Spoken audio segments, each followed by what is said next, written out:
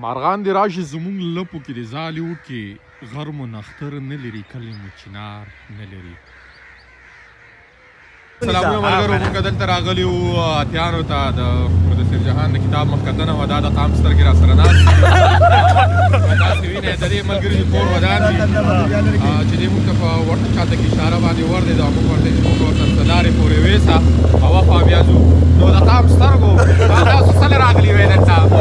موږ یاره د مدثر خان صاحب د کتاب مخکتنه وه هغې له راغلي وو. دا نوم یې څه دی؟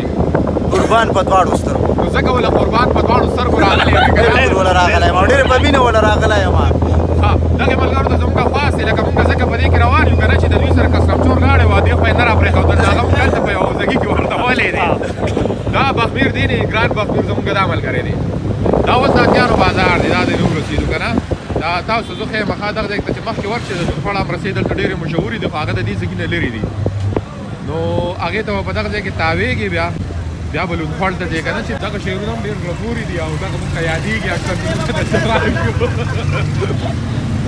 نو دا یې دی دا د اتیانو بازار دی.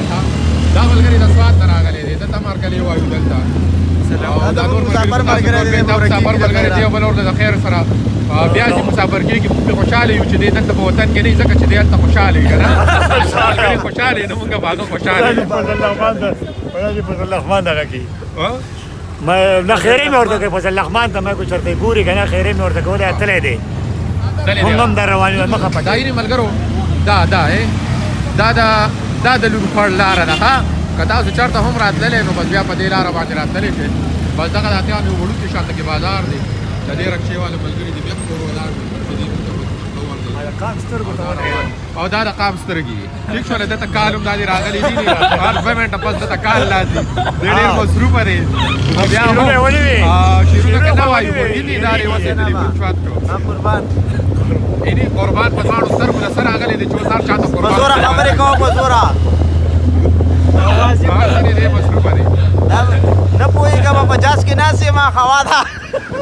یعنې اوس په جاز کې ناست دی شل چوک جوړ دی او دا یعنې په دې کې غوړم ده دا پکې ګرم شات دي مزېدار ده او دا اتیان او مخامې دی.